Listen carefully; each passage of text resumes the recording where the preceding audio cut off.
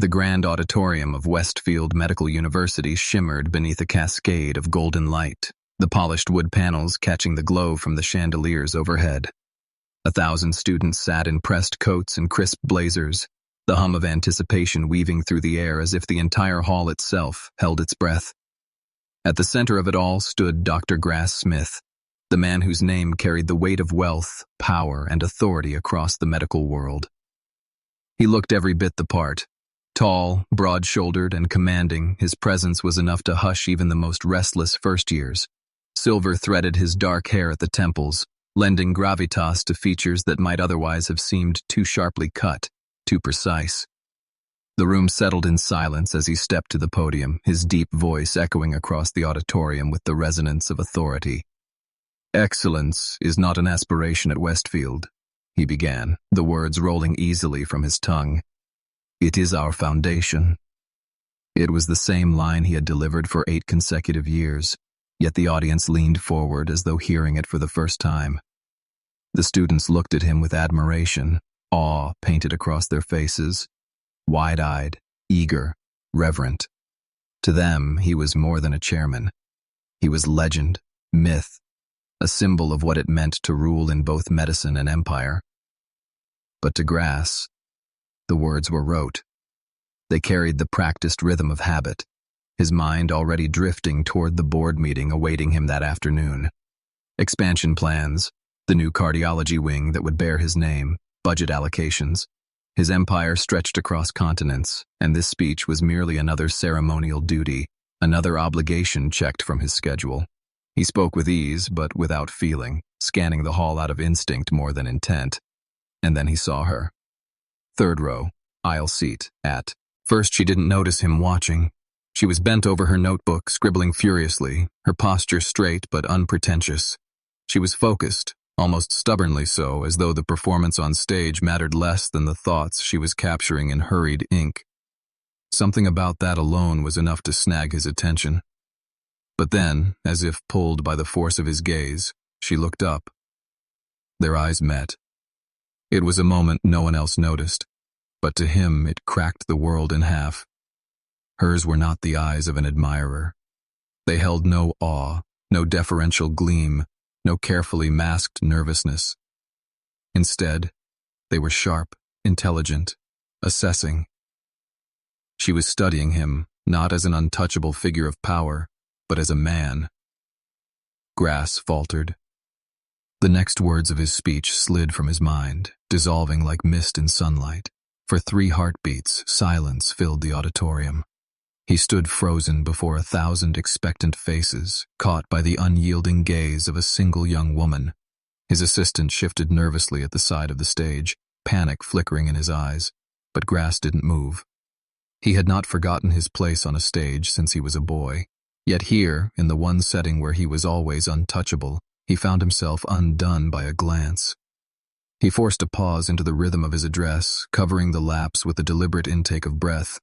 His voice returned, smooth as glass, carrying the weight of authority once more. "Into your hands," he said evenly. "We place not just knowledge, but trust, society's trust. Remember this with every patient you encounter." The speech concluded without another hitch. The audience erupted in applause, the sound reverberating like thunder. Yet Grass's attention remained tethered, fixed, unwilling to let go of the woman in the 3rd row. Even as others cheered him, she did not. Her expression remained calm, unreadable, a subtle crease at her brow that seemed to whisper judgment. As the ovation roared, Grass stepped back from the podium, his heart oddly unsettled. For the first time in decades, he chose not to attend the meet and greet with faculty that always followed his address. Instead, he retreated quickly to his private office, his mind replaying that gaze with relentless precision. His empire had been built on calculated power moves, on bending circumstance to his will. But in that single, piercing moment, he felt stripped bare, seen in a way he could not control, could not command. He didn't know her name. He didn't know her story. But he knew with certainty that this was not the end. It was the beginning of something dangerous. The rain drummed softly against the tall glass windows of Dr. Grass Smith's office, though he hardly heard it. His mind was caught replaying those few seconds when his speech had faltered. Never before had he lost control in front of an audience. Never before had a single person broken through the armor he wore like a second skin. Yet the image of the young woman in the third row would not leave him. Her eyes sharp, her expression steady, as if she measured him against some invisible scale and found him wanting. He stood at the wide window overlooking Westfield's sprawling campus, the students below scattering like ants across polished walkways. He had transformed this university from a failing institution into a temple of modern medicine. He was the architect of its rise, the guardian of its reputation, and yet with all his power, he felt strangely powerless against the memory of her gaze. By evening, the restlessness grew unbearable. He summoned his assistant without preamble. The student in the third row aisle seat, dark blazer, find out who she is. The assistant simply nodded and left. Though his silence carried the weight of 1,000 unspoken questions, Grass rarely noticed the individuals who filled the auditorium today. He had noticed one. Hours passed in silence, broken only by the ticking of the antique clock on his desk. When the assistant finally returned, a thin file in hand, Grass's pulse quickened against his will. Her name is Maeve Saylor, first-year medical student. Age 24, graduated summa cum laude from Howard. Dual degrees in biochemistry and psychology. Partial scholarship recipient currently working night shifts at Memorial Hospital to cover tuition. Grass flipped the file open. Her photograph stared back at him, unsmiling yet alive with determination, her features carved in lines of quiet strength, dark skin, warm undertones, high cheekbones, a jaw that spoke of resolve. She was beautiful, but not in the fragile way the society women he knew were. She radiated something far rarer, a defiance that stirred his blood. Her personal statement was attached a few simple pages that revealed more than most people would. In years, she spoke of her grandmother's early onset dementia, of long nights spent watching a once brilliant mind unravel thread by thread. She wrote of the injustice that treatments were designed for the privileged, while underserved communities were left behind. It was why she had chosen her specialty, neurogenetic disorders and cognitive rehabilitation, fields that promised little wealth but immense impact. Grass read each word carefully, lingering over her sentences until he realized with a start that an hour had passed unnoticed. Her professors praised her not just for brilliance, but for a courage to challenge established methods without arrogance. She does not rebel for pride, one had written. She rebels because she believes medicine must evolve. Closing the file, Grass felt a strange twist in his chest. He had built his empire by controlling every variable, by shaping outcomes before others could even imagine them. Yet here was a woman he had never met properly who had already disrupted Toe. One thing he had thought untouchable: his composure. That night he poured himself a glass of 30-year-old scotch and stepped onto the terrace of his penthouse. The city glittered beneath him, towers of glass reaching into the clouds, the empire he commanded stretching beyond the horizon, and still his thoughts were not on contracts or expansions, but on Maeve Saylor. He tried to dismiss it, tried to tell himself it was nothing more than curiosity.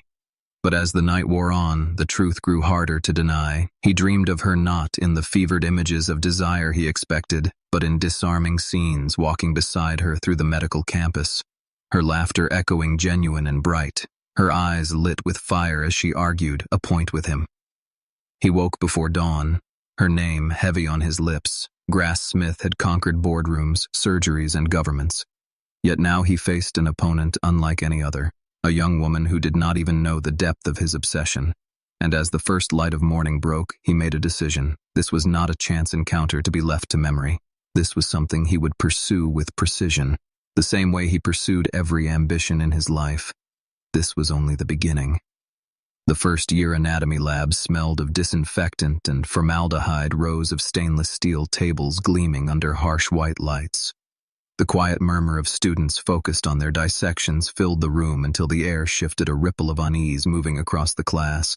As the door opened and Dr. Grass Smith stepped inside, he never visited the labs unannounced. His presence was reserved for grand ceremonies and board meetings, never for the small, messy work of medical training. Yet here he was, tall and broad-shouldered, his dark suit out of place among white coats, his very silence commanding attention. The instructor stammered his greeting, clearly caught off guard. "Dr. Smith, we We were not expecting you today. Just observing. Grass replied smoothly, his voice ice calm and steady. Though his gaze had already found her, Maeve Saylor did not look up. At first, her gloved hands moved with practiced precision. Her brow furrowed as she mapped the brachial plexus, her scalpel tracing delicate lines. Other students shifted nervously, whispering, speculating. But Maeve kept working as though the world beyond the specimen on her tray did not exist. Only when the instructor called time did she finally raise her head, her eyes locked onto him once again, sharp, unyielding, and far too direct for a student addressing the man who owned the very building she stood in. "Dr. Smith," she said evenly, "is there something specific you are evaluating in our technique?" The question cut through the room like a blade. Students gasped softly. No one addressed him this way, not without waiting to be spoken to first. But Grass felt no irritation, only fascination. Her voice carried no flattery, no deference, only curiosity, layered with a hint of challenge. "Miss Saylor," he said, letting her name roll off his tongue. Her face flickered with surprise at his familiarity. "I am always interested in observing our most promising students. Your approach to the brachial plexus was unconventional but effective." She removed her gloves with careful precision, meeting his gaze without blinking. Traditional approaches often sacrifice visualization of the proximal attachments. "I find starting medially provides better overall preservation." Her explanation was clinical, her tone cool, yet behind it was the quiet hum of confidence. Grass felt the corners of his mouth tug against his will, a rare flicker of admiration. She did not seek his approval. She defended her method as though it needed no permission. "Your application mentioned an interest in neurogenetic disorders," he added, leaning closer, an ambitious focus for a first year. Something guarded crossed her face, a shield rising instantly. "You have reviewed my, application personally. I take particular interest in scholarship recipients." He lied, without hesitation. "Your background is impressive." She inclined her head, polite but dismissive. "Thank you, Dr. Smith. Now, if you will excuse me, I have a hospital shift in 30 minutes. Her hands gathered her notes swiftly, her movements efficient as though she were dismissing him rather than the other way around. Then, without another glance, she walked past him, leaving the air charged in her wake. The students watched wide-eyed, expecting outrage, but Grass only stood silent, his gaze following her retreating form instead of anger. He felt a pull, a strange hunger. Her refusal to bow to his power, her refusal to be impressed had ignited something dangerous inside him. For the rest of the day, her voice echoed in his mind, and when night fell and the city glittered outside his penthouse, he admitted the truth to himself. The young woman he had thought of as a passing curiosity had already become an obsession, and he would not allow this to end with her walking away. Whatever it took, he would see her again. The research library was silent at midnight, its towering shelves stretching like pillars into the shadows. Only a few pools of light illuminated scattered desks, the kind of quiet that pressed against the skin and made every sound feel amplified. Maeve Saylor sat alone in the far corner, headphones over her ears, a worn sweater hanging off one shoulder, her hair wrapped neatly in a scarf, textbooks open in front of her. She scribbled notes in quick strokes, pausing only to turn a page, her focus absolute. Grass Smith entered through the private faculty access door, dressed in dark jeans and a charcoal sweater, his usual commanding aura softened by the casual attire. He moved silently between the shelves, his heart beating faster than it had in years. It was absurd. He told himself he had stood before ministers and presidents without hesitation, yet now he hesitated in the shadows of his own library. For 15 minutes, he watched her unseen, her slender fingers turning pages, her lips moving faintly as she read, her concentration unbroken until finally he forced himself forward, his footsteps deliberate enough to announce his arrival. Maeve looked up, startled, pulling off her headphones quickly. "Dr. Smith, I didn't expect anyone else here at this hour." "Miss Saylor," he replied evenly. "I could say the same. The library officially closes at 11. I have special permission," she said, a touch of defensiveness creeping into her tone. "The administration approved it, as did I," he answered smoothly, gesturing to the chair across from her. "May I?" She hesitated a second, then closed one of her books, sliding it aside. "Please." He sat opposite her, setting a thick medical volume on the desk. "I was just reviewing the Goldman paper on beta-amyloid aggregation patterns. Fascinating work, though, flawed in places." Her eyes sharpened instantly. You have read Goldman. Of course, he replied, but I find Takahashi's more recent research far more compelling. It suggests an alternative pathway. She reached for the book, her fingers brushing his as she took it, the contact fleeting but electric. Takahashi isn't on our curriculum, she said, already scanning the pages. Perhaps it should be. Their discussion flowed quickly, sharp arguments exchanged with rising intensity. She challenged his assumptions, he countered with experience. Soon her guarded politeness gave way to passion, her voice alive with conviction. When diagnostics and treatments are designed around limited genetic data, she argued, underserved populations are left behind. Medicine cannot become the servant of profit. Most people would have wilted under the weight of contradicting him, but not Maeve. Her eyes sparked as she spoke. Her words carried the kind of truth that could not be bought or silenced. Grass felt an unfamiliar thrill ripple through him. He had built his empire on control, on shaping outcomes to his will. But her. Across this library table, he found himself leaning forward, listening, captivated by a voice that spoke without fear. When the clock struck 4, she gasped quietly. I have class at 8. She began gathering her notes hurriedly. He rose to help. Their fingers brushed again, lingering for 3 suspended heartbeats. Your insights are remarkable, he said, his voice rougher than intended, particularly for a first-year student. Her guard returned quickly. Thank you, Dr. Smith, but I should go before you do. This might help. He slipped an access card onto the table. It will grant entry to the private research collection on the 6th floor. I believe your work deserves those resources. She stared at the card, suspicion flickering across her face. Restricted access is for faculty and visiting researchers. I am making an exception, he replied, calm and deliberate, because your potential justifies it. She hesitated before finally taking the card, careful not to touch his hand. Thank you, Dr. Smith. I will use it responsibly. She turned to leave, and he called after her. I have some notes on neuroplasticity that might interest you, perhaps next Tuesday, same time. Maeve paused at the doorway, her expression unreadable. I will consider it, she said finally before disappearing into the shadows. Grass remained standing in the silent library, her absence heavy around him for the first time in years. Anticipation replaced certainty. He had no idea what her answer would be, and that truth both terrified and exhilarated him. The week crawled by with unbearable slowness.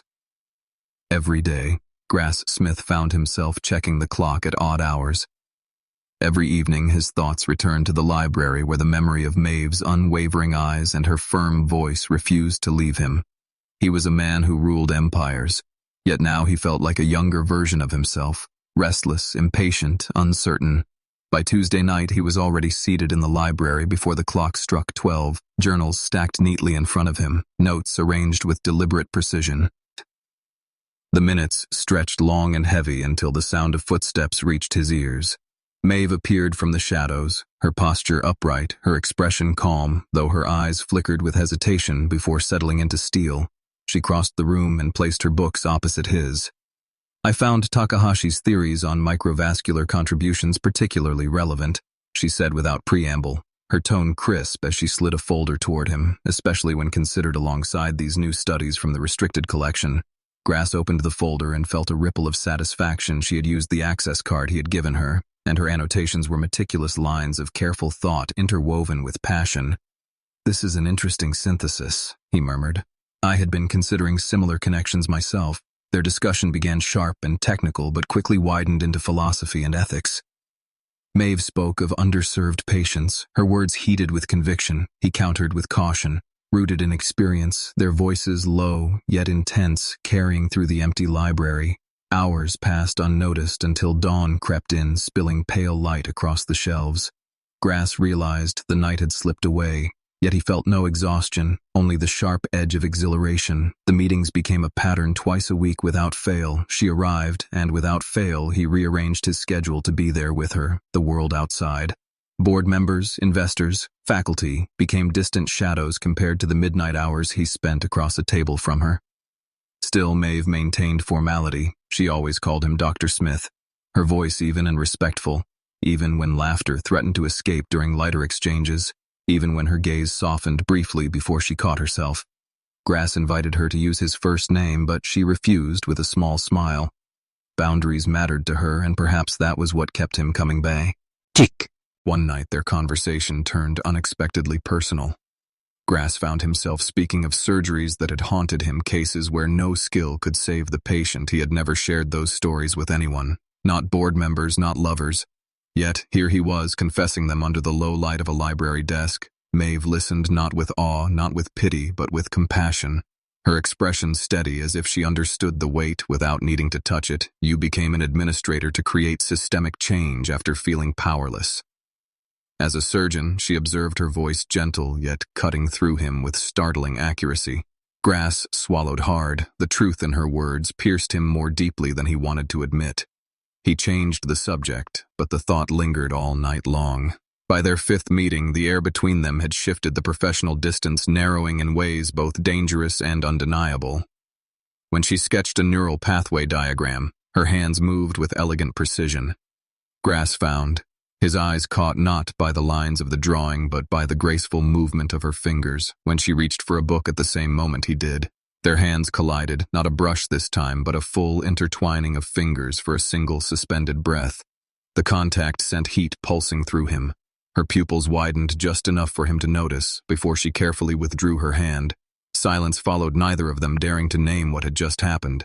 But as she returned to her notes, Grass understood with perfect clarity boundaries were eroding one by one, and sooner or later something far greater than research would consume them both. The storm rolled over the city with a restless fury, thunder echoing between skyscrapers, rain streaking against the glass walls of Grass-Smith's penthouse. He stood at the window watching the storm, but his thoughts were not on the skyline. They were on her. Every hour between their meetings stretched unbearably long. Every phone call from his board, every email from his investors felt meaningless compared to the anticipation of those stolen nights. That evening, fate shifted. Maeve's hospital shift ran late, and when she finally left Memorial, the rain had turned streets into rivers. She clutched her bag tightly, her thin coat soaked through as she tried to flag a cab, but none stopped. Headlights blurred past her until a black car rolled to a slow stop beside the curb. The tinted window lowered and Grass's voice carried through the storm. "Get in, you will be drenched in minutes." She hesitated. Her instincts screamed to refuse, yet exhaustion and cold left her little choice. Reluctantly, she slid inside the leather interior, warm and quiet compared to the chaos outside. "Thank you," she murmured, her tone clipped as if unwilling to give him too much gratitude. The silence between them was heavy, broken only by the rain against the roof. "You live across town," he said calmly. "I will drive you myself." "It is not necessary," she replied quickly. But he only glanced at her once, his jaw set, firming the decision. Her protests faded into the hum of the engine. Halfway through their drive, the storm intensified. A flash of lightning followed by a crash of thunder cut power through parts of the city when they approached her street. It was submerged, the floodwater making it impossible to pass. "We cannot go through," Grass said calmly. "The storm is worsening. You will stay at my place tonight." Her eyes widened. "Absolutely not. You have no safe way home and no transport." "At this hour," he countered, voice low but steady. "This is not a request. It is the only option." She pressed her lips together, anger flaring but reason winning. Finally, she gave a reluctant nod. "Fine, only for the night." The car slid into the private garage of his penthouse tower. She followed him into the elevator, her wet clothes clinging to her frame, her defiance still sharp, but weakened by fatigue when the doors opened. His world unfolded, marble floors, sweeping views of the storm-lit skyline, shelves lined with rare medical texts, his sanctuary of wealth and control. He handed her a towel and a dry sweater, his own, the fabric hanging loose on her frame. She accepted it, silently, retreating to the guest room to change when she returned. Her damp hair framed her face, softening the usual steel in her eyes. For a moment he almost forgot to breathe. They sat across from each other in his living room, city lights flickering behind them, a bottle of scotch between them. He poured 2 glasses, offering her one. She hesitated but finally took it. Their eyes met across the rim of crystal glasses. Conversations began stiffly, but the warmth of the drink loosened their voices. Soon she spoke of her grandmother of nights. She had spent watching a sharp mind dissolve into confusion. Grass listened more intently than he had ever listened to anyone. He spoke in return of surgeries that haunted him, moments where even skill could not fight fate. secrets he had never admitted aloud until now. The air thickened not with words, but with silence. Charged and undeniable when lightning flashed across the sky, their faces were lit for a heartbeat, eyes locked, pupils wide, the distance between them unbearable. She should have stood, she should have left, but instead she stayed. Her breathing quickened as he leaned closer, not in command but in hesitation, a man uncharacteristically asking without words if she would let him. When her lips finally met his, it was not careful, it was not measured, it was fire breaking loose, a collision of everything unspoken. The storm outside mirrored the storm within, and the night that followed would change both forever. The morning light crept through the vast windows of the penthouse, casting golden streaks across the marble floor. Maeve stirred awake, disoriented by the unfamiliar silence. Her first instinct was panic, her mind racing through the fragments of what had happened, the storm, the scotch, the confessions, the kiss, the heat of surrender. She sat upright, clutching the oversized sweater to her chest as if fabric could shield her from the memory. Across the room, Grass stood already dressed, his broad frame silhouetted against the glass, his hands tucked into his pockets. He did not turn immediately, but she felt his awareness settle on her. The way one feels the weight of a gaze long before meeting it. "You should not have let this happen," she whispered more to herself than to him. His voice carried calm certainty, but beneath it lay something rougher, deeper. "I did not let anything happen. Maeve, you chose me as much as I chose you." Her jaw tightened, anger warring with the undeniable truth of his words. Last night had not been stolen from her. It had been given willingly, dangerously, willingly. Yet the thought of it terrified her. "I cannot risk everything I have worked for," she said quickly, standing her voice sharp. "I am here to become a doctor, not to be tangled in the scandal of being seen with the chairman of this university. If anyone finds out, my career is over before it begins." Grass stepped closer, his presence filling the room. He was a man used to bending rules, bending empires. Yet here he faced the first force he could not command. Her fear was valid and he knew it. But obsession burned stronger than reason. "You think I would let anyone destroy your career?" he said softly. "You think I do not have the power to shield you? And that is exactly what scares me," she shot back, eyes blazing. "I do not want to be shielded. I want to stand on my own. I want to earn every step without favors, without yo or shadow." The silence after her words was sharp like glass between them. He should have let her walk away, but instead he found himself answering with a vow. "I will not let this end here, whether you admit it or not. Something began last night, something neither of us can ignore." Maeve gathered her bag, her hands trembling though her expression stayed composed. "I will ignore it," she said firmly, "because I have to." And then without another word she left the penthouse, the sound of the door closing echoing like finality. But for Grass it was not finality, it was declaration. The moment she left he knew withdrawal was impossible. Obsession had taken root like fire in dry grass, and no amount of denial would extinguish it. The following days were torture. He canceled meetings, rearranged schedules, created excuses to pass through corridors where he knew she might be, yet she avoided him with precision, her focus locked on her studies and her hospital shifts. She did not return to the library at midnight. The absence gnawed at him until his carefully ordered life felt fractured. By the end of the week, he sat in his office long after the staff had gone, the city stretching beneath him restless and alive. His thoughts only on her. He understood now with terrifying clarity. This was no fleeting distraction. It was need raw and undeniable. Grass Smith, a man who had conquered every boardroom, every stage, every battlefield of ambition, found himself defeated by the one thing he could not control, the heart of a woman who refused to be owned. And in that refusal, she had made herself the only thing in the world he could not stop chasing. The rumors began as whispers drifting through the marble hallways of Westfield, first among faculty, then among students. Curious glances followed Maeve whenever she entered a lecture room, her name carried in hushed voices paired with the title of the chairman. The whispers grew sharper, late-night sightings in the library, unusual privileges granted access. To restricted collections, the stories twisted and multiplied until they reached the ears of those eager to use them as weapons. Maeve felt the sting immediately. Her lab partners hesitated when speaking to her professors, who once praised her, now studied her with wary silence. The joy she once found in her studies dulled beneath the weight of suspicion.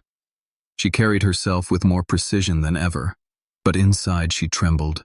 Each whisper reminded her of the night in the penthouse, of the way she had let her walls fall and the fear that it might destroy everything she had built.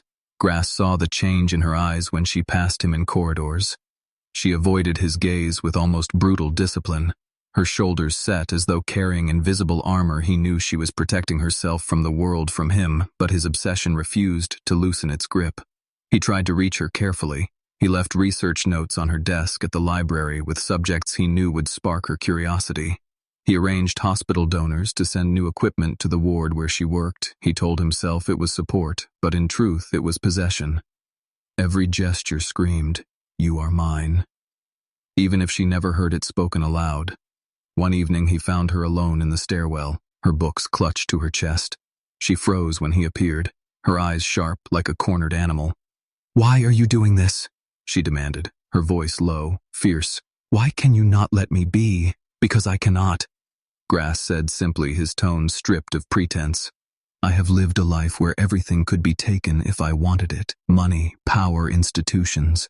But with you it is different. You are the one thing I cannot simply command. That is exactly the problem."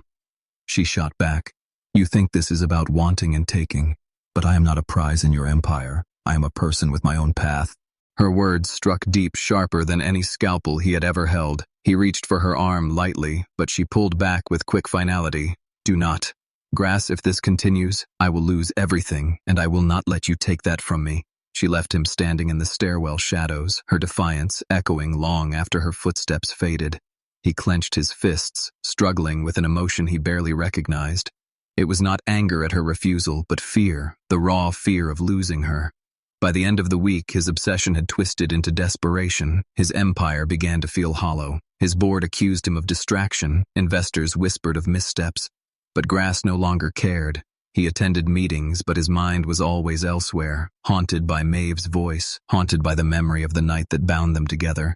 And as whispers sharpened into accusations, one envious faculty member saw an opportunity. A file of confidential documents, copies of late-night security footage, hints of her restricted access privileges gathered into a neat package, ready to be released to the press, ready to destroy both the chairman and the student who had dared to challenge him. The game had shifted from desire to survival, and neither of them yet knew the storm that was about to break. The scandal exploded without warning by dawn. Copies of documents had already made their way across the university. A faculty member had leaked them with cold precision security logs of late-night visits to the library, access records showing Maeve had privileges meant only for senior researchers.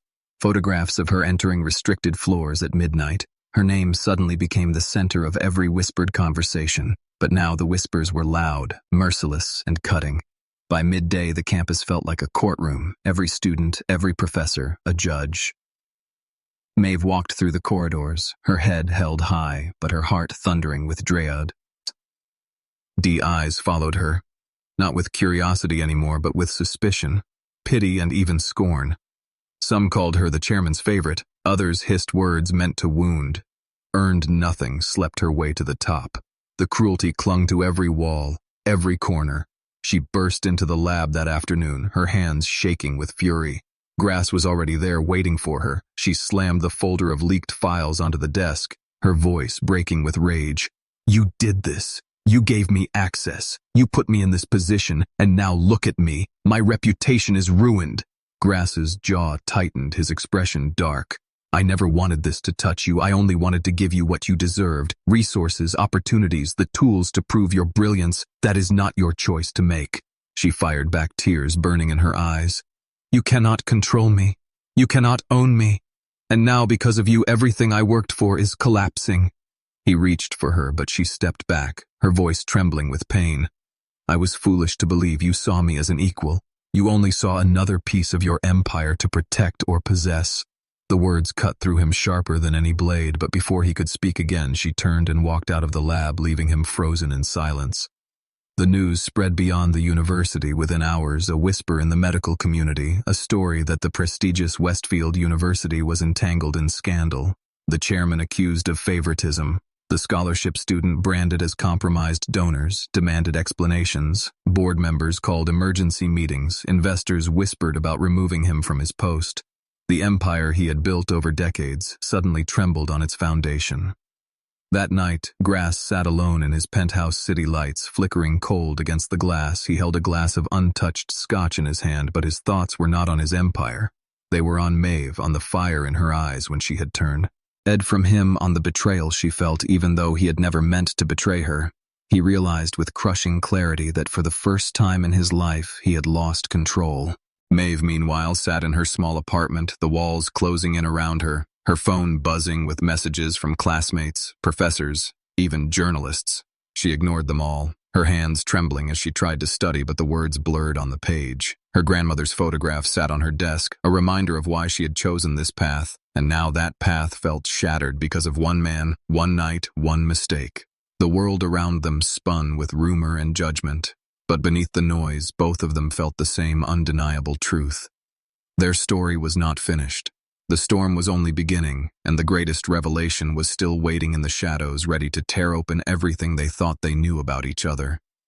The boardroom was heavy with silence, only the ticking of the clock filling the space. The directors sat in a circle of polished oak, their faces stern, their eyes fixed on Grass Smith. The scandal had reached every newspaper, every donor list, every whisper of influence. They demanded answers, and they demanded them now. "You have compromised the integrity of this institution," one of them said coldly, "giving privileges to a student against protocol and being seen with her in situations that cannot be explained. The university cannot afford your distractions." Grass leaned back in his chair, his jaw set, his eyes carrying the storm. He did not deny it. He did not defend himself because his thoughts were not on the empire he had built, but on the woman who had walked away from him, carrying all his strength with her. He rose from the table, ignoring the board's protests, and left the meeting without a word. At the same time, Maeve sat in the library alone. Her books untouched, her hands gripping the edge of the table as though it could anchor her. The whispers had grown too loud. She was no longer a student, but a scandal, a cautionary tale. But her silence broke when the library door opened and Grass stepped inside. No suit. This time, no shield of power, only a man carrying something raw in his eyes. "Leave," she said quickly, her voice sharp. "If anyone sees you here again, it will destroy me further. It may destroy me too," he answered. "But it no longer matters. There is something you need to know, something I should have told you from the very beginning." She turned to face him, her chest rising and falling with unease. "Tell me then. Years ago, before I became chairman, I was a surgeon." He began, his voice low, his words heavy. "I had a patient, a woman with early onset dementia. I fought for her case, but the system failed her. She died far too soon, and it broke me. It was the reason I left the operating room and built this empire to control what I could not control in surgery." Maeve froze, her pulse hammering. "What was her name?" she whispered. "Elena Saylor," he said quietly. The name struck her like lightning, the room spinning around her. Elena Saylor was my grandmother. The silence that followed was deafening. The storm of the outside world seemed to still for that one moment, her eyes filled with shock, anger, grief. It was as if the ground beneath her had vanished. All the years she had carried her grandmother's memory, her mission to change medicine, the reason she walked this path, and the man standing before her was tied to it all. "You knew," she said, her voice shaking. "That is why you looked at me that way. That is why you followed me." "I did not know at first," he confessed, "not until I read your application and saw her name. Then it all came back to me the night I failed her. The guilt that never left me, and when I saw you, it was like seeing her strength reborn. I could not stay away. I did not want to stay away." Her hands trembled. She wanted to hate him, to turn and walk out forever. But behind his confession, she saw truth raw and unvarnished. The man who had stood untouchable in front of thousands was stripped bare before her. "You cannot erase what happened," she whispered. "You cannot undo her death." "No," he said firmly. "But I can spend the rest of my life building what she was denied. I can stand beside you, not as a chairman, not as a benefactor, but as a man who sees you, who needs you, who will never stop fighting for you." Her tears fell silently as she turned away, her heart a battlefield between fury and longing, between grief and the dangerous pull of the only man who had ever seen her without fear. The revelation had shattered everything. Yet in the shards lay something undeniable. a connection that had been written long before either of them had understood it. In that moment, she knew her life would never return to what it had been before. One night, one man, and one truth had changed her forever.